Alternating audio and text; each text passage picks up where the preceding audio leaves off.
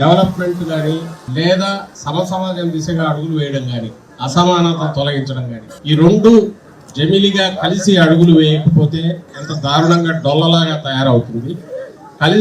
కలిపి అడుగులు వేయిస్తే ఎంత బ్రహ్మాండమైన భవిష్యత్తు వైపు పోవచ్చు అని తేడా చూపడంలో ఈ రెండవ కోణం ఏదైతే ఉందో డెవలప్మెంట్ అండ్ కాన్స్టిట్యూషనల్ స్ఫూర్తి, అలాగే మహాత్మా గాంధీ గారు చెప్పిన, అంబేద్కర్ గారు చెప్పిన, అంతకుముందు గౌతమ బుద్ధుడు చెప్పిన అసమానతలు లేని సమాజం, ఈ రెండు వేరువేరు కాదు, రెండు ఒకటే.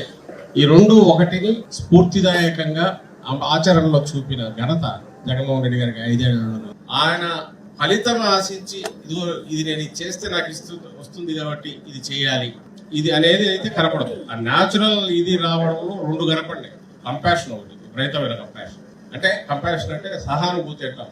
మీ ఎదుటివాడు బాధలో ఉంటే కదా వారికి ఏది చేయగలిగింది అయినా చేయాలి. అలాగే ఎక్కడ అబద్ధం ఆడకూడదు. దేవుడు అంటే భక్తి ఉండాలి. అది ఏ దేవుడిని కొలిస్తే ఆ దేవుడిని, ఈ దేవుడు ఆ దేవుడు అని కాదు. దేవుడు అంటే భక్తి ఉంటారు, అప్పుడే సమాజం సరిగా నడుస్తుంది. అందరూ పద్ధతి ప్రకారం ఉంటారు. భయమో భక్తో ఉండాలి. ఈ రెండూ లేనివైతే వాడికి ఉంటే వాడి మనస్సాక్షితో మంచి మార్గంలో నడుస్తాడు. లేదంటే వాడు ఏ కట్టుబాటు లేని పరమ దుర్మార్గుడు మనకు ఏదైనా చేస్తాడు. దానికి ఏముండవు. కుటుంబ విలువలు ఉండాలి. ఇవన్నీ రాజశేఖర రెడ్డి గారి నుంచి వచ్చినవి. అలాగే డిసిప్లిన్, ఇవి ఈ లక్షణాలు బాగా కనపడతాయి. అవి ఒక జగన్మోహన్ రెడ్డిని తయారు చేసేవి. అలాగే ఏదైనా చేసేటప్పుడు చెప్పుకోకపోవడం, నేను ఇది చేస్తున్నాను అని 2-3 దృష్టాంతాలు చెప్తాను. రాజకీయాలకు సంబంధం లేదు.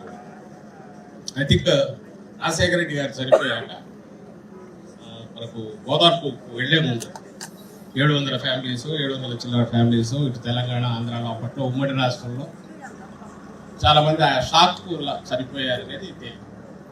అది అందరూ యాక్సెప్ట్ చేసింది. అలాంటి వాళ్ళను ఆయన కోసం ఇంతగా మనమంటే కుటుంబం వీళ్ళతో పోలిస్తే వాళ్ళు అంతగా అభిమానించే వాళ్ళకు వాళ్ళని పరామర్శించాలి.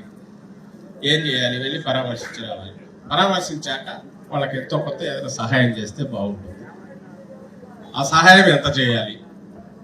అలాంటి వాళ్ళ పక్కన ఉండేవాళ్ళు ఏదో ఇంత అంటారు.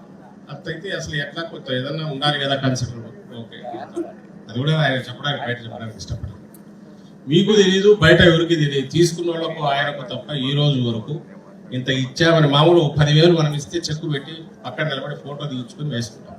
ఫస్ట్ ఓదార్పు నుంచి లాస్ట్ ఓదార్పు ఉంటారు. ఎక్కడ కూడా పోయి ఆ వెళ్ళి కూర్చోవడం వరకు వాళ్ళు ఫోటోలు తీసుకోవచ్చు, నీళ్ళు ఉండొచ్చు. ఆ తర్వాత అందరినీ పంపించి వాళ్ళతో తనే మాట్లాడి వాళ్ళ చేతిలో అదే పెట్టేసి ఆ చెక్కు పెట్టేసి వచ్చేస్తారు. అది ఎంత అనేది బయటికి తెలియదు. ఎవరైనా ఉంటారు అట్లాంటి వాళ్ళు. ఆ ఇచ్చేది ఏదో బయటకి ఎందుకు తెలియాలి? అది నాకు వాళ్ళకు మధ్య. మా నాన్న పట్ల వాళ్ళు చూపిన అభిమానానికి నేను I'm paying back, thanks giving అనేది ఆయన ఉద్దేశం. మరి ఇలాంటి మనుషులు అరుదుగా ఉంటారు. అలాంటి వాడు నాయకుడు అయితే ఎట్లుంటారు. రెండవది, ఫస్ట్ డేలో సెకండ్ డేలో నాకు గుర్తు ఏలూరులో మొదలు పెట్టాము. ఓదార్పు ఏలూరే కదా, ఏలూరులో మొదలు పెట్టాము. రెండో రోజు పెద్ద ఆయన వెల్విషరే, జగన్మోహన్ రెడ్డి గారి వెల్విషర్. ఆయన ఫోన్ చేసి రామకృష్ణ ఆయన జగన్ లోపలికి పోతున్నాడు, గుడిసెల్లో బురద బాగా ఇది, తనేమో మంచి దీంట్లో వచ్చినాడు, ఏమన్నా ఇది వస్తాయేమో. పోతే పోయాడు లోపలికి. మినరల్ వాటర్ బాటిల్ వాళ్ళు కూడా ఏమైనా ఇచ్చారంటే ఫ్రూట్స్ తీసుకోవాలి. ఆ ఫుడ్ తీసుకోవద్దు, తీసుకోకూడదని కాదు, తన బాడీ దానికి ఇది అవుతుందో లేదో, దీంట్లో తను ఏమేమి బయట ఇచ్చేసి పోయినవాడు కాదు కదా, నీటికి అలవాటు పడినాడు కాదు కదా, హెల్త్ పాడవుతుందేమో అని చెప్పాడు. మంచి ఉద్దేశం. నేను ఫోన్ చేసి అడిగాను, ఇట్లా కొంచెం ఏం తీసుకుంటే నీ ఆలోచన ఎవరైనా చెప్పారా అన్న. అంటే ఏమో ఆలోచిస్తారు వాళ్ళు, ఏమన్నా వాళ్ళ ఇంటికి మనం ఇచ్చినారా రమ్మని. వాళ్ళ ఇంటికి మనం పోయి మనం వెంబడి మినరల్ వాటర్ బాటిల్ అక్కడ పోయి నాకేం తిండి పెట్టాలని అడిగి ఫ్రూట్స్ అయితే తీసుకుంటా అని చెప్తే ఎంతకంటే వాళ్ళని అవమానించడం ఏమన్నా ఉంటుంది. దానిలో పోకపోవడం మేలు కదా. అది వద్దులే అలాంటి ఆలోచన. ఇది రెండోది. అప్పుడు ఎంత ఆయన వయసు 2009, 2010 అదే కోవిడ్. అన్నిటికంటే కోవిడ్ క్యాంప్ లో ఫుడ్ తో సహా ఏదో వచ్చారు కదా ఇంత గంజి పోసి పంపేది పొరపాటున కాదు. వాళ్ళే అడుక్కునే వాళ్ళు కావాలని కాదు. వాళ్ళు ఉన్న ఈ క్రైసిస్ లో entire society is in crisis. Food బాగుండాలి. ఏమి ఇస్తున్నారు ఫుడ్? వాళ్ళకి వచ్చిన బేసిక్ అవసరాలు ఉన్నాయి లేదా? వాళ్ళ ఆత్మాభిమానం ఎక్కడ దెబ్బతినకూడదు. వాళ్ళు ఏదో దయ కోసం దీనికోసం మనం దయదలిచేది అది దీని రెస్పాన్సిబిలిటీ, సొసైటీ రెస్పాన్సిబిలిటీ అంటే గవర్నమెంట్ రెస్పాన్సిబిలిటీ. మీరు ఎవరైనా ఏఎస్లు అడగండి, వాళ్ళు కూర్చున్నవాళ్ళు సీనియర్ అధికారులే ఇది రివ్యూ చేసి కూర్చున్నప్పుడు ఇదే డిస్కషన్ వస్తే ఆ 2 అవర్స్లోనే ఐ థింక్ ఎలాంటి డెసిషన్స్ అంటే ఆ రోజు నాకు దొండకాయలు ఎక్కడో ఒక 500 టన్నులు మిగిలిపోయినాయి రిపోర్ట్ వచ్చింది, ఏం చేయాలి ఇమ్మీడియట్. అనంతపురంలో ఏదో చీనిలో అరటి వచ్చింది, ఏ మార్కెట్లో డిమాండ్ ఉంది, ట్రైన్ బుక్ చేయండి, నువ్వు పర్సనల్గా రైల్వే వాళ్ళతో మాట్లాడు, ట్రైన్లో తీసుకెళ్ళండి, అమ్మించి తెచ్చి మళ్ళీ ఇక్కడ ఇవ్వండి. ఎవరు ముఖ్యమంత్రి ఎవరైతే ఇది ఆసక్తికరమైన విషయం ఏమంటే అధికారులు కూడా ఫాలో అయ్యారు. నేను ఎందుకంటున్నానంటే వాళ్ళు ఎవరు జగన్మోహన్ రెడ్డి గారు పెట్టిన వాళ్ళు కాదు, వైఎస్ఆర్సీపీ వాళ్ళు కాదు, సిస్టంలో పార్ట్. ఈయన వాళ్ళని నడిపించగలరు. మన ఫస్ట్ టైం సీఎం తను కూర్చొని ఇట్లా కావాలి. సెకండ్ ఫేజ్ వచ్చేసరికి మరి ఘోరం, ఆక్సిజన్ దానికోసం వెయిట్ చేయాల్సి వచ్చింది. అలాగే గుజరాత్లో ఎక్కడో ఫిషర్మెన్ మన వాళ్ళు పోయి ఇరుక్కుపోయారు.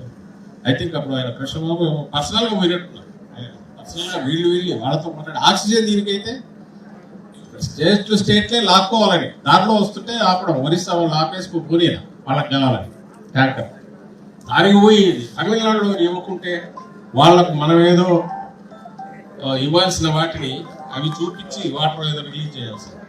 చూడు మీరు డిపెండ్ అయినారు, ఆక్సిజన్ అనేది ప్రాణాలకు సంబంధించింది, మీకు సర్ప్లస్ ఉంది కదా అంటే వాళ్ళ ఫ్యూచర్ కోసం పంపించండి అని ఆ సీనియర్ ఐఏఎస్ వాళ్ళతో మాట్లాడి అది తెప్పించారు.